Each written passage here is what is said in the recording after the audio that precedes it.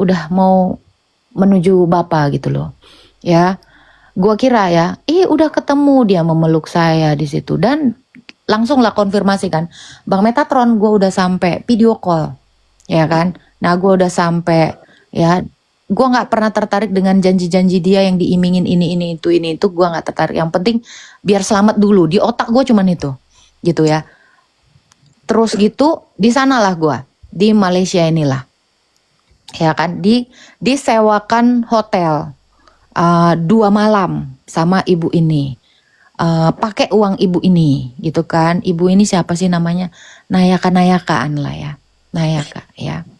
Nah, kalian juga lihat aku di situ live, gitu kan.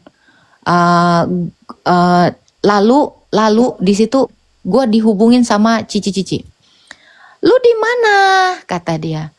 Aku di satu tempat, tapi gua samarkan gua di Thailand saat itu. Gua nggak bilang ini. Aku takut juga sama Cici ini. Cici yang sekarang kalian cari-cari, yang diduga si Metatron adalah donatur saya, yang dia kepengen juga gitu kan.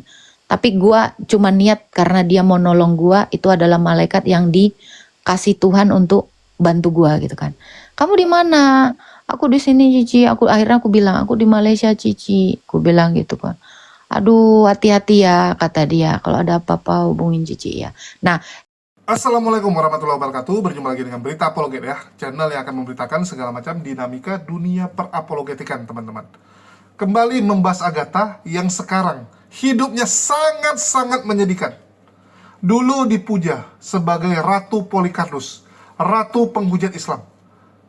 Hidupnya diimpikan oleh para junior-juniornya, oleh para Polikarpus dan laskar-laskar Polikarpus.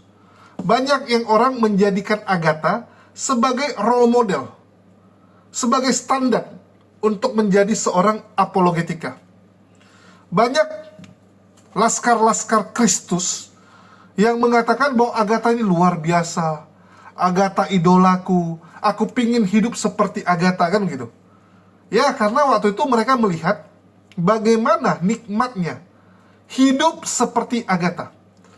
Kalau di SpongeBob hidup seperti Larry ya, ini hidup seperti Agatha. Bergelimang harta, dipuja, banyak donatur, butuh apartemen, butuh handphone baru, tinggal bilang. Butuh laptop, tinggal bilang teman-teman, langsung ditransfer untuk beli laptop terbaru, beli handphone terbaru, tipe tertinggi ya. Bukan HP-HP kentang seperti yang dimiliki oleh kebanyakan Polikarpus yang baru merintis. Gampang bagi seorang Agatha. Itulah dia bilang dia pernah ada di posisi paling top, posisi yang ditempati oleh Edi sekarang. Cuman sayangnya dulu Agatha tidak memanfaatkan untuk menyimpan, untuk memupuk aset.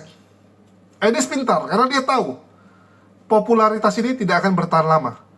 Jadi begitu dia lagi ada di atas, dia kerok sebanyak mungkin, dia peras sebanyak mungkin. Bahkan ada panti asuhan minta waktu, minta tempat untuk ngomong, untuk menggalang donasi buat panti asuhannya. Edis usir teman-teman. Kenapa? Karena Edis tahu kalau panti asuhan ini ngomong, otomatis donasi untuk Edis hari ini akan tersedot ke sana semua. Bahkan Edis tidak mau mengalah untuk 1 hari saja, nggak mau. Harus donasi masuk ke dia, karena dia tahu hanya masalah waktu sebelum popularitas dia jatuh. Jadi begitu dia jatuh, dia udah punya pegangan, rumah sudah punya, uang cash sudah banyak. Nah, jadi Edis sekarang nggak takut lagi. Ya, itulah kenapa sekarang Edis mau menyerang Katolik, menyerang Kristen yang lain, menampakkan wajah ajaran aslinya. Dia udah nggak takut. Karena mau kalian nggak donasi ke dia pun, dia sudah pegang uang yang banyak.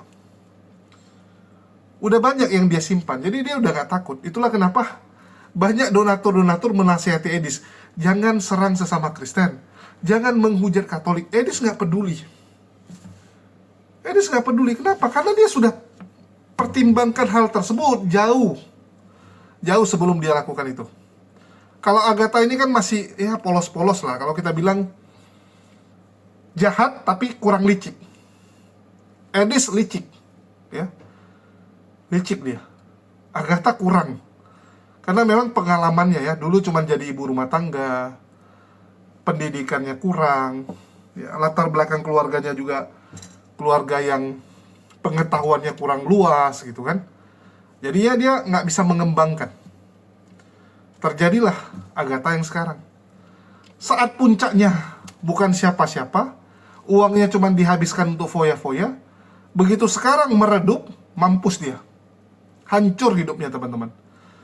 Bahkan dari cerita Agatha sendiri, saat dia lagi pelarian, dia nggak pegang uang. Ya, pegang uangnya itu cuma recehan. Bayangkan, mau kabur ke luar negeri, tapi berharap dari donasi. Nggak ada uang sendiri teman-teman. Ini orang kacau sekali ya. Alhamdulillah saya dari kecil dididik sama orang tua, uang itu jangan dipakai sampai nol teman-teman. Harus ada uang pegangan. Yang dimana uang pegangan itu, kamu sedang sakit pun jangan dipakai dulu. Kecuali sudah mau ya, udah memang terpaksa sekali baru dipakai. Usahakan. Saya pernah teman-teman, mobil saya lagi rusak. Saya berpikir untuk pakai uang ini, uang darurat, dana darurat. Cuman saya ingat pesan orang tua saya, udah mending gak usah pakai mobil dulu, ya selama beberapa hari, daripada uang darurat dipakai. Ya udah saya nggak pakai mobil teman-teman. Saya memilih naik Grab waktu itu, karena masih di Jakarta dan saya pikir cuman datang ke satu tempat satu hari. Oke, naik Grab pun pulang pergi masih 200-an ribu, 300 ribu PP, masih wajar lah. Daripada uang perbaiki mobilnya lebih besar. Oke, ya udah saya nggak perbaiki. Ya, selama seminggu kita usahakan nyari uang untuk memperbaiki mobil tersebut. Alhamdulillah ada teman-teman yang bantu ya, termasuk Kores yang bantu ngomong, bukan dia yang bantu uang. Kalau Kores jarang, bahkan saya nggak pernah dikasih uang sama Kores ya, yang ada dia minta uang. Kores ngomong ke beberapa teman bantuin gitu kan, terperbaikilah mobil tersebut. Ya udah, tapi sekali lagi kita tuh diajarkan untuk jangan foya-foyakan uang kita. Beda dengan Agatha, di saat dia di atas dia foya-foyakan, sehingga begitu dia jatuh dia kebingungan. Begitu dia mau melarikan diri ke luar negeri dia kebingungan. Dan yang paling menarik teman-teman, bagaimana ternyata gereja terlibat. Gereja terlibat dalam pelarian Agatha dan mendukung Agatha melarikan diri. Ini menarik. Saya agak bingung ya. Kok bisa seorang Romo bukannya menyuruh jemaatnya untuk bertanggung jawab, untuk menghadapi, ini malah menyuruh jemaatnya, anak didiknya, muridnya untuk melarikan diri. Ini Romo Daniel Biantoro nih. Anda sebagai pemimpin tertinggi, ya, sebagai bapak angkatnya gitu kan. Ini gimana tanggung jawab Anda? Ya. Bagaimana tanggung jawab Anda kepada Agatha ini? Kenapa Anda biarkan dia melarikan diri? Kenapa bukan Anda suruh dia bertanggung jawab? Dan ini bisa dijadikan landasan ya. Seandainya nanti Agatha jadi tersangka dan dia kabur, Daniel Biantoro, Romo, atau disebut episkop, ya, Episkop Daniel Bambang Biantoro, pemimpin pendiri gereja ortodoks di Indonesia, wajib bertanggung jawab. Orang ini wajib bertanggung jawab. Ini kita dengarkan ya, bagaimana Romonya ikut terlibat dalam pelarian diri yang dilakukan oleh Agatha ini. Gitu.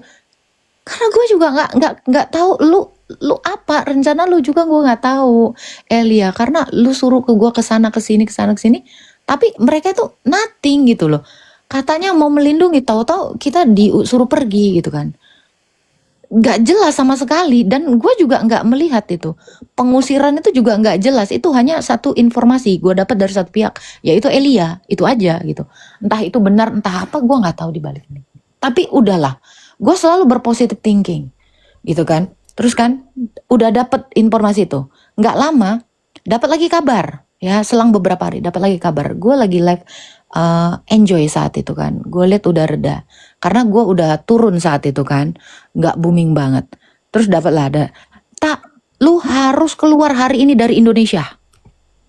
Itu dari si Metatron. Terus si Elia juga sama. gue dapat berita dari Pak Gilbert, lu mauin dong. Katanya lu harus keluar tak, gitu kan? Ke Malaysia gitu. Enggak ke Malaysia. Saat itu enggak ke Malaysia. Lu harus keluar dari Indonesia. Kemana? Gue tanya kan. Kemana? Gue harus kemana, coy? Gue bilang gitu kan. Oke, gue ada temen di sana, di Malaysia, ibu ini. Dan malam sebelumnya itu pun ibu itu menawarkan diri. Ya itu yang namanya lady boss. Mungkin kamu di sini kalau mau ngintip ya, bolehlah. Ya, kejujurannya, apalagi udah tua, udah bawa tanah gitu kan. Oke, ya, terus gitu kan. Nanti ya, dia nawarin lo, itu di live-nya si WK kok. Kalian dengar sendiri dan kalian tuh kalau mau jujur saat itu kalian dengar, ya. Ya udah nanti tinggal di rumah saya masakin begini-begini. Gue nggak tertarik, gue sebenarnya nggak tertarik, sama sekali nggak tertarik. Terus tiba-tiba lah ya, dia telepon-teleponan sama si Elia. Si ibu ini telepon sama Elia. Tak, ini ada ibu itu yang tadi malam mau nolongin lu. Mau nolongin gimana gitu kan? Orang nggak ada apa-apa kak. Pokoknya lu harus keluar dari Indonesia. Sebenarnya ada apa sih Elia? Gue bilang, udah lu denger aja gitu. Gue kayak orang tolol di saat itu. Disuruh ke sana, disuruh ke sini. Jadi kalian tuh harus tahu. Ya, seperti itu. Elia Miron, jangan ditanya lagi Elia siapa. Ya, Michael Jonggi Sitorus. Nah, itu dia namanya. Oke. Ada kok, KTP-nya juga ada saat itu. Dan nah ini ya logikanya ya sama kalian ya. Ketika kami pesan menyewa apartemen, menurut lu kami nggak menyertakan KTP nggak saat itu? Logikanya, saya mau bantu kalian tuh pakai otak. Ya, tentu kami menyertakan KTP dong. Otomatis, makanya saya bilang di live saya kemarin, yang tahu KTP saya ya Elia sama ibu itu karena mereka telepon-teleponan. Mereka lah yang mengatur tiket saya, ya, dan membawa saya ke sana. Ke Malaysia itu. Nah, terus kan, mana sih nih transfer uang lo, beli tiket pesawat lo? Gimana sih katanya mau nolongin gitu kan? Jadi gua, udahlah lu tahu diri dong, udah ditolongin ini, kata si Elia. Keluarlah kata-kata kasar menurut saya saat itu. Ya, lu harus tahu diri dong. Itu menurut saya itu kasar. Kamu yang ngajak, tapi kamu menempatkan kata itu kepada saya. Saya ini orang yang selalu menganalisa kata-kata gitu kan. Saya orangnya gampang sakit hati sebenarnya ya, tapi saya tidak selalu menunjukkan sakit hati saya, gitu ya. Oke, beli tiket dah, juga pakai KTP. Itu yang belikan tiket saya itu si Elia lah yang pesan dari dia, karena gua memang nggak begitu pintar untuk bikin-bikin yang kayak gitu. Gue ini bodoh secara kayak kayak kalian inilah anak-anak milenial yang tahu komputer gitulah. Gue nggak tertarik. Walau gue dulu sempat kuliah di jurusan komputer gitu kan. Kalian mungkin bisa cari gue di Stikom Bina Niaga dulu sempat kuliah, tapi hanya sementara gitu kan, karena gue kerja. Oke. Nah, dari situ kalian harus berpikir, dari sewa apartemen pun kalian udah tahu dong, itu dia punya KTP saya karena dia minta KTP lu ini untuk buat administrasi gitu kan. Nah, itu. Nah, dari situ dipesankanlah tiket pesawat itu. Itu asli ya teman-teman ya. Jadi ibu itu menawarkan diri sebelumnya di live-nya si WK. Itu banyak saksi ya, kalau kalian mau jadi manusia dan ngaku Kristen, ya kalian bisa sebenarnya mengatakan ini benar gitu kan. Tapi ya terserah, kalau kalian udah dibayar sama herder untuk berbohong ya itu urusan kalian. Oke, di situ dia yang menawarkan diri. Nah, itu tiket pesawat dari gua juga. Itu gua cari opsi lain. Gua takut dong, ini bener nggak? Karena gua sebenarnya nggak mau banget ke luar negeri. Bukannya karena apa-apa, gua nggak ada pengalaman cuy. Dan gua baru saat itu juga baru punya paspor gitu kan. Gue gak punya pengalaman sama sekali. Jadi kalau kalian dengarkan ini, kalian tahu pembohongnya itu siapa. Nah, itu ya. Elia pun tahu itu. Lu harus keluar dulu. Yang penting dapat cap dari semua negara dulu, biar lu bisa nanti. Karena ada instruksi bahwa gue mau dibawa ke Amerika saat itu. Tapi gue gak niat sama sekali. Disuruh ngubungin siapa Paul Jang juga. Lu bisa ke Belanda ke sini, gua nggak mau gitu. Karena apa? Secara gua ini cewek gitu kan. Terus si Elia meyakinkan gua juga nggak kenapa-napa. Dalam hati gua, ya iyalah Cong, siapa yang selera gitu kan dengan latar belakang. Tapi dalam hati gua itu kan. Tapi nggak gua ungkapin saat itu.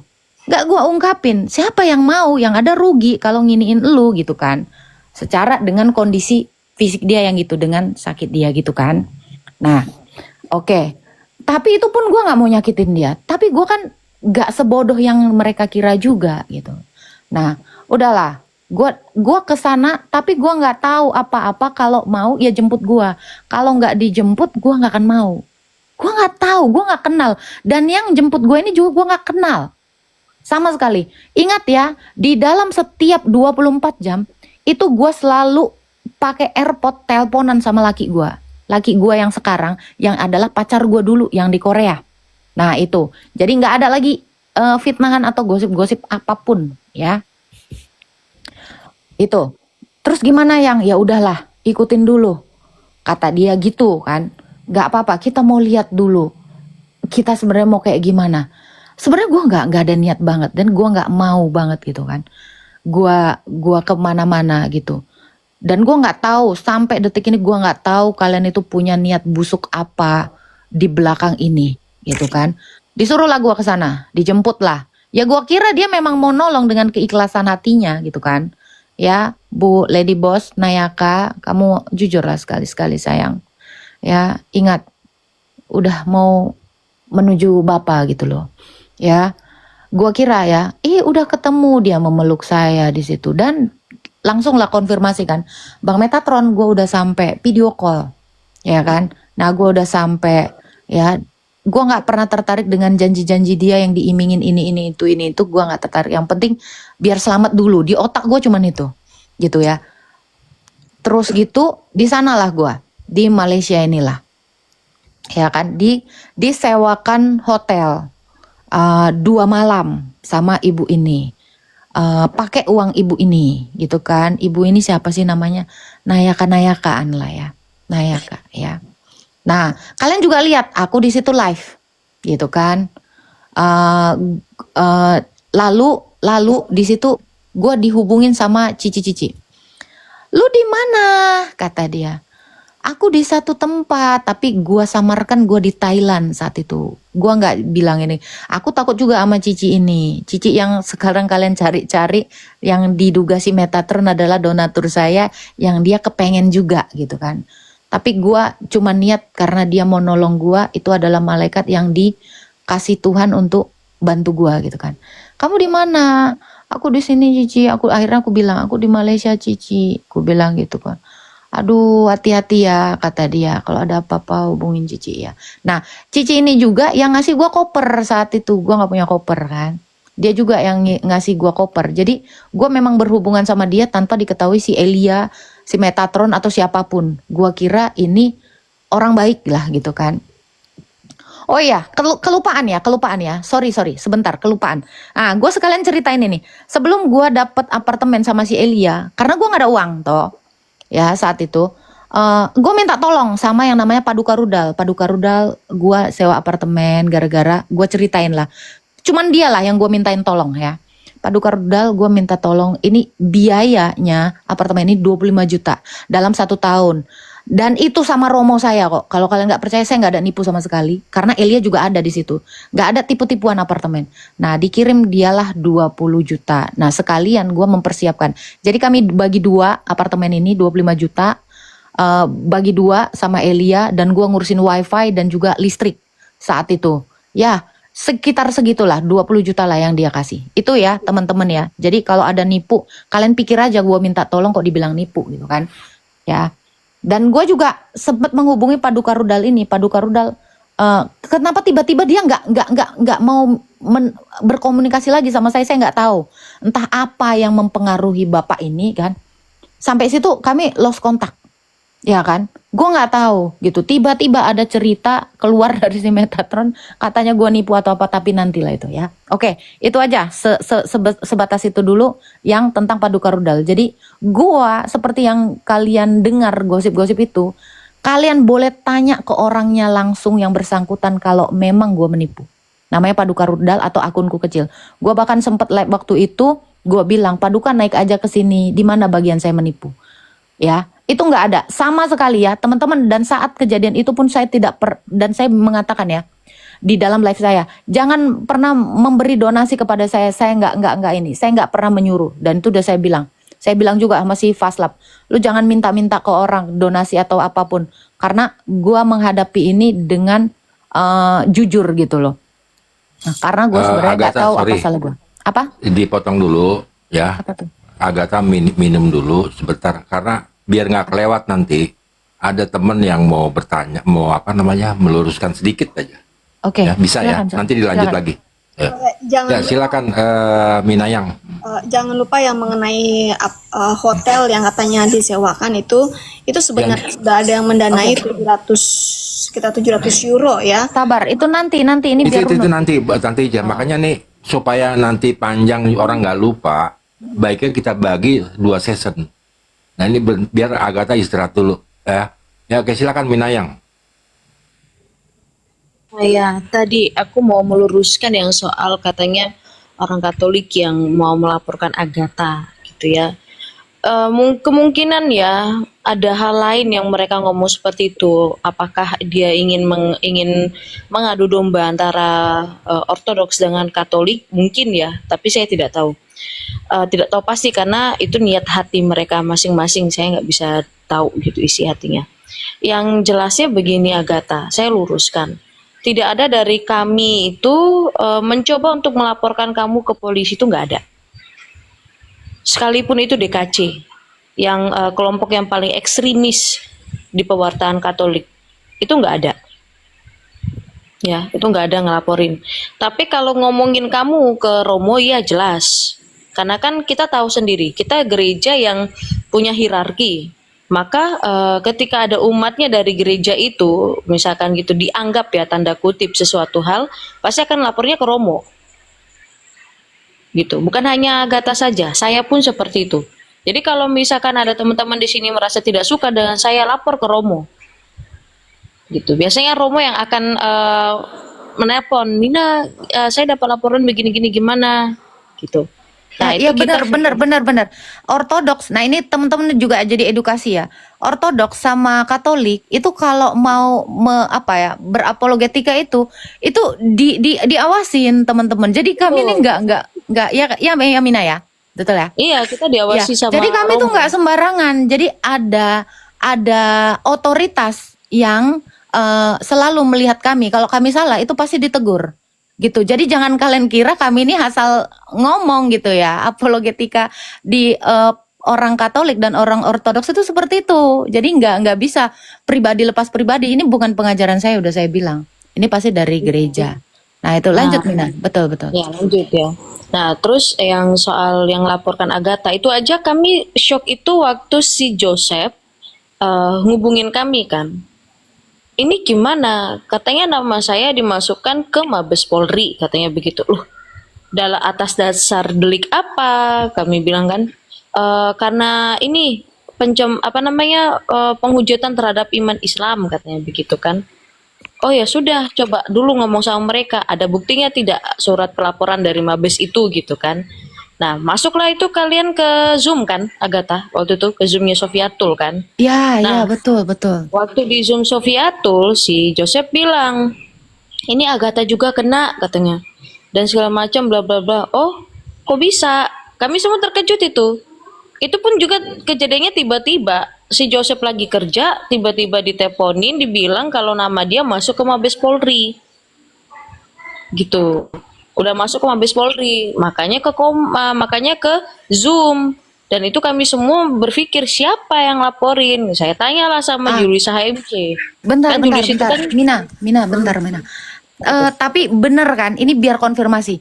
Jadi gue memang dapat WA dari si Metatron dan dia sempat nge-live nggak waktu itu, nunjukin ya, bener nggak? Sempat nunjukin WA si Elia itu mata-mata Katolik itu ada, dia sempat nge-live-in ya. Ada dia berarti dari dari Agatha. Memang dari Metatron berarti yang problematik. Gue nggak tahu gitu. Nah dari situ gue curiga memang sama si Elia ini karena dari situlah ya kan. Tapi gue nggak tahu niatnya apa. Tapi saat itu kalau kalian pernah ngikutin saya yang lama, mungkin ada ya saksi di sini karena kami itu harus pakai saksi gitu kan.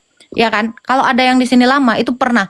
Dan gua nggak mempermasalahkan itu sebenarnya, ya. Sebenarnya gua nggak mempermasalahkan itu, asli, nggak masalah. Dan gua Berarti nggak memang ada. Metatron yang problematik di sini gitu karena Karena bagi gua itu nggak penting banget gitu loh. Ya udah kalau memang nggak suka ya nggak apa-apa. Gitu. Kalau gua ya tuh gitu. tapi Ya silakan lanjut. jujuran aja ya Agatha, Iya. jujuran aja ya. Heeh. Setajamnya kita berdiskusi tentang iman, kami tuh tidak tega hati untuk melaporkan orang lain ke Mabes Polri. Itu kami. Bahkan sampai untuk dosing secara pribadi tuh kami nggak tega hati.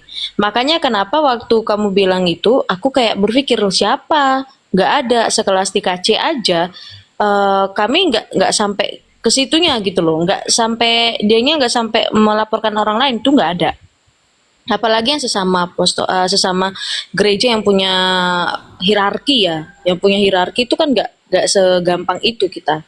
Nah, terus ini juga aku mau meluruskan untuk teman-teman di sini. Elia itu bukan antek-anteknya Katolik karena pada saat itu dia memang mau masuk ke Katolik tapi nggak jadi, gitu loh. Tunggu. Ini serius dapat data apa? Dia sempat mau masuk ke Katolik. Iya, mau sempat masuk Karena dia Katolik juga itu. ke gua mau masuk ke Ortodoks karena Nah, ini yang jadi waktu itu bingungnya. ini memang nggak jelas, masih abu-abu. Oh, Nah, oke, I see lah. Dari dia sini kita sempat mau tahu. masuk Oke. Katolik. Sempat mau masuk ke Katolik, tapi nggak jadi karena waktu dibilang sama Romo yang di Jakarta, bilangnya katekumennya itu 1 tahun. Dia nggak mau, pengen cepat begitu.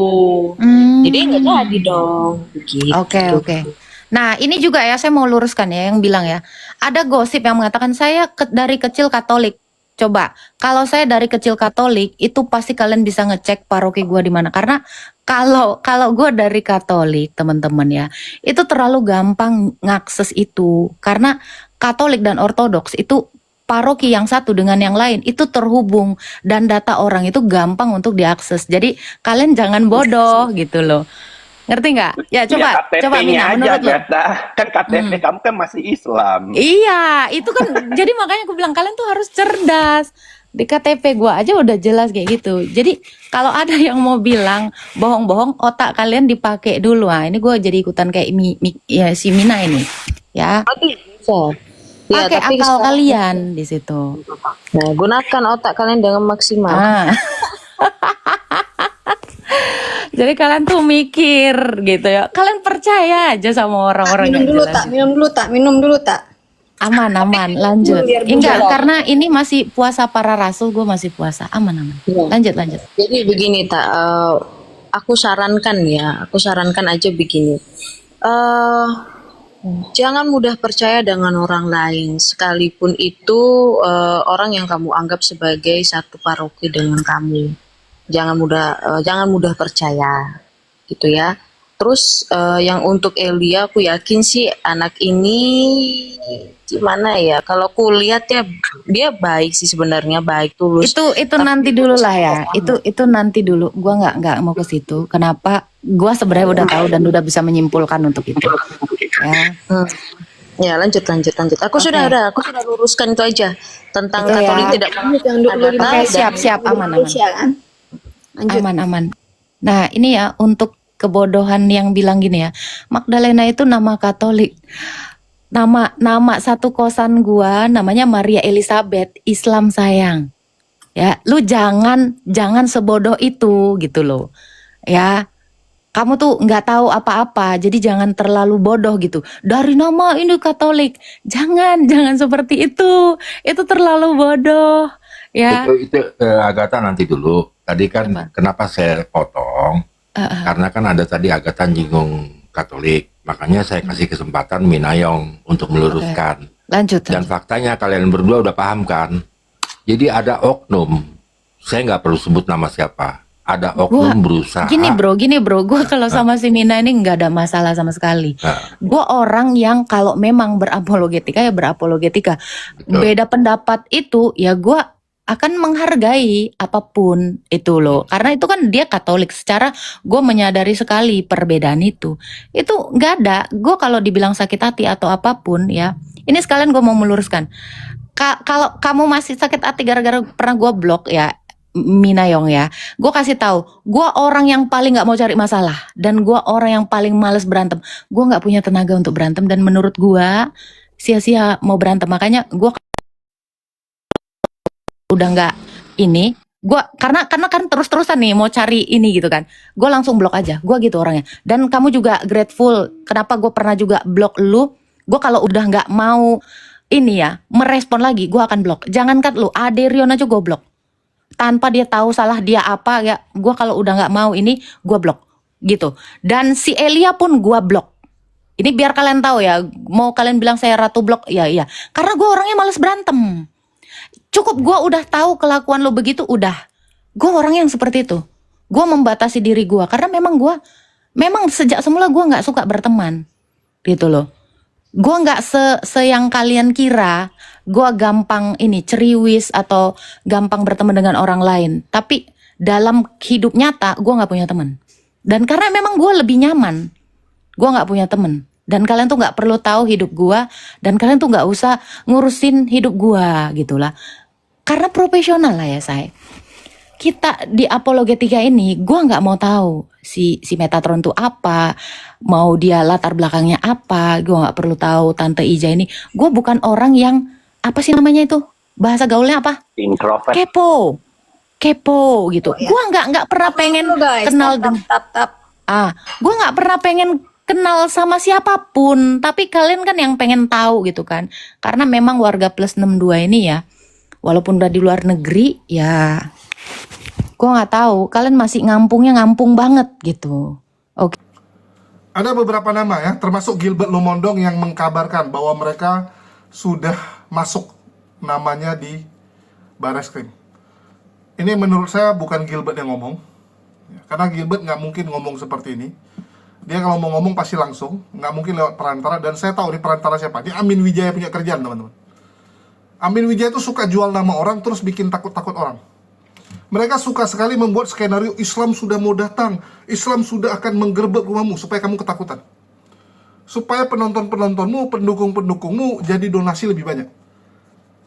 Itulah yang selalu mereka mainkan. Jadi berita-berita Islam beginilah, Islam mau geruduklah, Islam inilah, itu semua bohong, teman-teman. Begitu juga ada gereja-gereja itu karena melanggar aja, nggak ada izin. Tapi Islam itu selalu berdasarkan hukum. Mereka fitnah sana fitnah sini, tujuannya apa? Menakut-nakuti orang Kristen, supaya orang Kristen mau keluarkan uang yang banyak untuk mendukung apa yang dilakukan oleh para pemujat ini. Ini jahat sekali nih. Ya, jadi kabar bahwa di Barreskrim ada daftar nama itu kerjaan Amin Wijaya. Saya tahu betul cara main manusia satu ini. Jahat sekali dia. Karena dia pengangguran, ya. Dia jadikan berita-berita seperti itu untuk menggalang donasi yang banyak. Terus kita kembali kepada Romo-Romo ini ya, yang dia nggak sebut namanya, tapi semua adalah Romo gereja ortodoks, yang notabene itu ortodoks di Indonesia masih sangat kecil. Masih sangat kecil, teman-teman. Belum lagi bagaimana perkenalan dia dengan Elia ya. Elia ini penipu, teman-teman. Jadi Elia ini dicurigai memang suka menjual teman-temannya.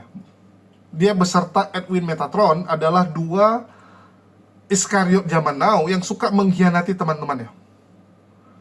Dia nanti ke Ortodoks bilang dia pengen masuk Ortodoks. Ke Katolik dia bilang dia pengen masuk Katolik. Kemanapun gereja atau denominasi Protestan, dia akan bilang saya mau tertanam di sini. Saya cocok dengan gereja ini. Pret. Sandiwara semua, teman-teman. Bohongan semua. Jadi dia cuma ingin mendapatkan simpati saja. Dan ini jahatnya para pesundul-pesundul modern ini. Kita kembali kepada Romo Daniel ya, sebagai pemimpin tertinggi dan orang yang dibilang sering ditelepon oleh Agatha. Karena memang kalau Katolik dan Ortodoks itu sama, teman-teman. Mereka tuh sering curhat dengan pamannya, Romonya. Karena kan Romo itu bapak ya. Seorang Romo kan memang apa ya, di set up ya. Kalau pastor dia fokus liturgi ya, fokus dengan ibadah. Romo itu lebih ke arah jadi mentor. Fokus seorang Romo adalah mementorin, jadi teman curhat, ya, teman cerita dari jemaat-jemaatnya. Dan sekali lagi, ini romo-romo yang ada di gereja ortodoks ini ya wajib dipanggil ini. Kenapa kalian membantu orang melarikan diri? Saya nggak ngerti ya, kok bisa gitu. Kok bisa kalian menasehati dan memberikan ide agar orang kabur dan bersembunyi, bukan menghadapi? Kalian tahu nggak, Uniriva waktu dilaporkan, ada juga orang yang bilang dia, udah kamu kesini saja, kesini. Saya ditanya pendapat, hadapi Uni. Saya hadapi, saya bilang. Nggak ada masalah itu. Kita nggak bersalah, jangan kabur. Kalau kita kabur, malah tandanya kita nggak bersalah. Tandanya kita bersalah. Betul nggak? Orang yang kabur dari masalahnya, itu artinya dia takut. Artinya dia tahu kalau dia bersalah. Orang yang kabur dari kasus hukum artinya dia tahu dia bersalah, teman-teman. Walaupun ada kemungkinan kita dikriminalisasi. Saya ambil contoh saya. Begitu jelas saya dikriminalisasi. Tapi saya yakin Allah akan menolong saya. Itu bukti saya orang beriman. Agatha kalau memang beriman, kenapa nggak hadapi? Kenapa malah kabur? Kenapa romonya malah suruh kabur? Ini artinya romonya pun sama sebenarnya, tidak punya iman. Oh tapi ini Indonesia nanti akan begini-begini. Halo, mau dimanapun, mau di negara manapun, kalau Tuhan bilang hilang, selesai masalahmu ya. Mau dimanapun, mau di tempat terkorup pun, tempat terjahat pun, pertolongan Tuhan tetap absolut dan tidak bisa dilawan. Kalau Allah mau menolong kita, mau semua mau nangkap kita pun tidak akan berhasil. Tidak akan. Kenapa? Karena nggak ada apa-apanya di hadapan Allah ini semua, teman-teman.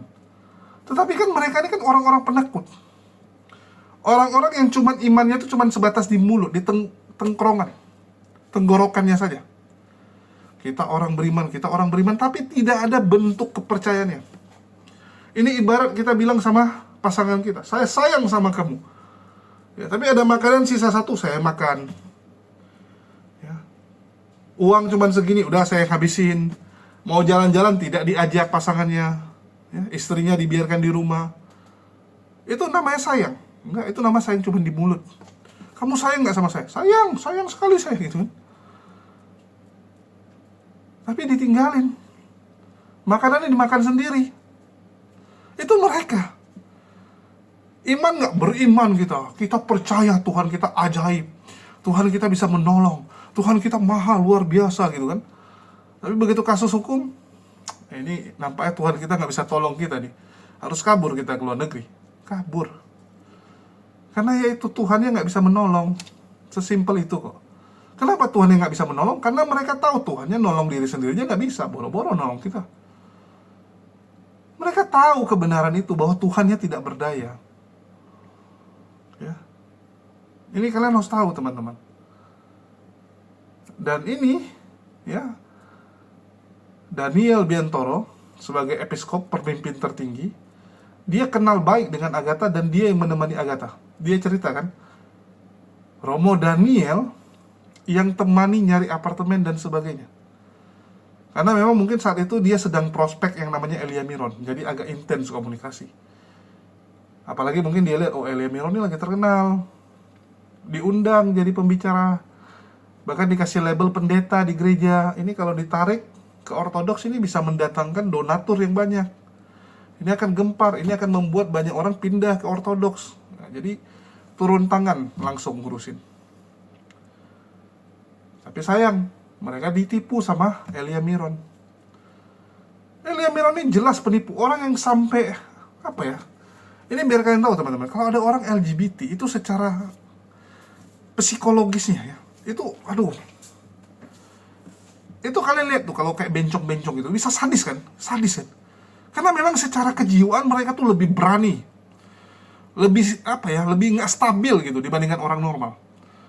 Sama orang gay kayak Elia Miron gitu, ya. Kaumnya Lut, ya, kaumnya Nabi Lut itu, Sodom and Gomora yang disuruh tobat nggak bisa tobat. Itu kaumnya Sodom and Gomora tuh orangnya sadis-sadis. Kenapa? Ya itu Mereka tuh nggak akan mikir, oh ini teman, oh ini sahabat, nggak, tikam. Kalian pernah dengar cerita ya, bagaimana seorang lagi betoy itu bisa memperkaus temannya sendiri, keponakannya, kenalannya gitu kan.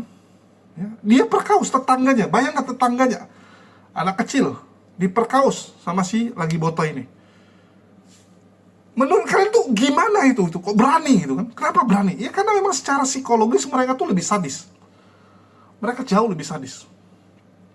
Jadi kalau Elia Miron sekarang menjual Agatha, ngorbanin Agatha, begitu juga dengan Edwin, ya iya. Karena memang secara psikis, otak mereka tuh berbeda dengan kita cara berpikirnya. Kita masih nggak tegaan gitu kan. Kalau mereka tuh udah nggak peduli, rasa malu udah nggak ada, tegaannya udah nggak ada. Itulah kenapa bisa dikhianati kalian. Ya. Ini nyambung nggak teman-teman ya? Orang-orang yang seperti itu pasti lebih sadis, lebih berani, lebih brutal gitu. Itu yang membuat kamu dikhianati, Agatha. Ya, terima kenyataan itu. Ya. Bertobat yang benar. Jangan kamu bilang, oh saya sudah bertobat. Kamu pikir dengan mengaku dosa kepada Romomu itu udah bertobat? Enggak. Mengaku dosa kepada Sang Pencipta segalanya, Allah Subhanahu wa Ta'ala, itu baru namanya bertobat. Itu baru bertobat. Bertobat nasuha. Minta ampun kepada Allah karena sudah menjadi seorang penghujat dan saya sudah mendapatkan balasan. Kamu bilang gitu. Kamu bilang kamu sudah dapatkan balasan, kamu sudah kapok, kamu sudah jerah, kamu minta ampun agar segera diampuni. Pasti Allah berikan pengampunan. Kalau kamu benar-benar bertobat nasuha, bukan cuma di mulut lagi ya. Seperti yang kamu lakukan di agama kamu sekarang, imannya cuma di mulut. Enggak, harus iman yang sungguh-sungguh. Saya yakin pintu pengampunan akan diberikan, hatimu akan lega. Walaupun mungkin kamu nggak punya kekayaan seperti saat masih menjadi Polikarpus. Pasti, ya, karena memang menjadi Polikarpus itu luar biasa memang teman-teman. Godaannya gila itu. Ini ibaratnya kayak kalian bilang, ada orang waktu mahasiswa dia demo DPR, dia demo pemerintah, tapi begitu dia duduk di sana dia korupsi. Kok bisa? Ya godaannya kencang. Godaannya kencang. Begitu Anda jadi Polikarpus, wih. Saya tuh banyak teman Polikarpus ya, zaman dulu. Sekarang memang udah batasi kontak-kontakan. Bahkan saya ditawari teman-teman ya. Dengan pengetahuan saya, apalagi ya posisi gitu kan, dianggap bahwa apologet Islam itu kan hubungan dengan saya cukup dekat. Saya tahu mereka, saya tahu kelemahan apologet Islam. Bahkan kalau Yayasan API sendiri ya saya paling tahu gitu. Karena sekarang pemberkasan semua saya yang pegang gitu kan. Ya, saya yang ngurusin, ya bisa dibilang hampir semua kegiatan sekarang harus lewat dari saya gitu. Saya tahu betul. Jadi tawaran ya, untuk pindah gitu kan, supaya nanti kamu bisa hajar Islamo itu begitu besar teman-teman, begitu besar. Ya. Itulah saya bilang, kalau bukan kita barengi dengan sholat, mungkin goyang gitu. Itulah pentingnya sholat. Di setiap sholat tuh kita minta kekuatan, dicas, supaya iman kita jangan goyang, supaya mata kita itu jangan jadi gila akan dunia. Ya. Jangan dibutakan oleh dunia. Ingat, hidup ini sementara. Ini lagi buat konten ya, tiba-tiba sudah malam, sudah lewat lagi 1 hari. Nggak terasa itu 1 hari, 1 tahun, setahun 10 tahun. Nggak lama udah tua, mati. Bentar aja ini teman-teman. Jadi gunakanlah sisa waktu ini untuk perjuangan. Saya kemarin ngobrol dengan salah satu mualaf, saya bilang betul sih. Saya dulu waktu di agama sebelah, yang masih di Kristen, saya banyak melakukan penginjilan, dan lewat penginjilan tersebut banyak yang akhirnya murtad meninggalkan Islam.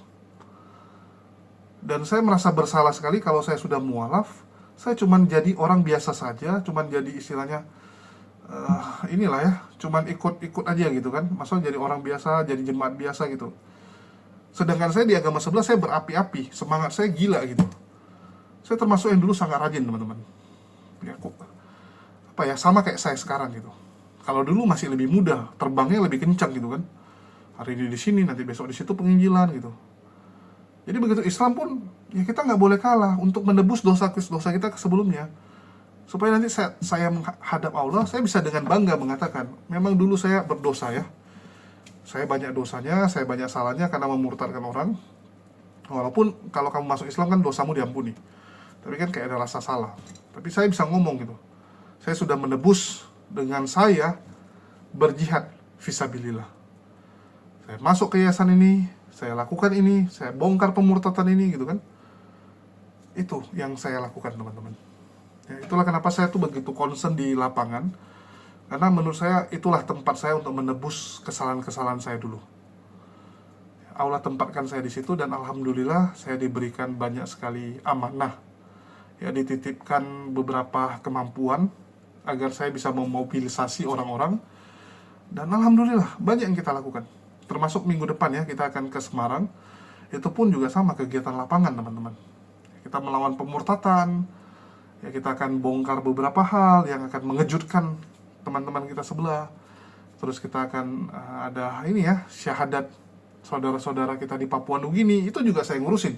Saya ngurusin beli bajunya, saya beli Qurannya gitu kan ya, dan koordinasi-koordinasi lainnya saya ngurusin juga. Jadi itulah yang bisa kita lakukan untuk menebus kesalahan-kesalahan kita dulu. Jadi kalau Agatha mau bertobat, tirulah yang saya lakukan. Bukan bermaksud saya hebat gitu ya, enggak. Saya bukan bermaksud ingin meninggikan diri, enggak. Saya ingin Agatha tuh mencontohi yang baiknya. Kalau yang buruk dari saya jangan. Ya, yang bagus tiru, bertobatlah teman-teman ya. Dan sekali lagi teman-teman, kita sambil jualan madu. Bagi teman-teman yang mau beli madu, silakan, kita ada link pembelian di deskripsi. Kita jualan madu asli. Ini ada madu Teos ya. Madu kita jual juga sangat terjangkau, mulai dari 40-an ribu. 40-an ribu kalian bisa dapat madu asli. Dan kita ada jualan kopi juga. Dan bagi teman-teman mungkin ada yang mau beli tapi nggak mau untuk dirinya sendiri, tapi mau dibagikan ke Kores, Bang Juma, ya, ke Bang Handi, bisa hubungi WA saya, ya. Nanti kita akan berikan madu-madu tersebut kepada teman-teman kita, Bang Faruka, atau ke Daman gitu kan. Oke, Jibril, Jibril salah satu yang mengkonsumsi madu dalam jumlah besar, teman-teman. Jibril itu 1 bulan paling sedikit 8 botol. Bayangkan, sebulan tuh paling sedikit 8 botol, karena dia minum kopi pakai madu akasia. Ya, jadi dia nggak pakai gula, dia pakai madu akasia. Dan sehari dia bisa ngopi 3 kali. Dan dia masukin mungkin agak banyak ya. Itulah kenapa 1 bulan tuh bisa banyak. Ya, mana tahu ada teman-teman mau beliin untuk Bang Jibril, ya, silakan ya, lewat WA yang tertera di bawah. Atau mungkin ada teman-teman pesanin, Bang, nanti kalau kunjungi mualaf, dibagikan juga ke mualaf-mualaf yang akan kita interview. Karena mulai bulan ini, ya, akhir bulan ini kita juga akan mulai untuk pembinaan mualaf ya. Ini lagi kita meetingkan karena saya juga ya in charge.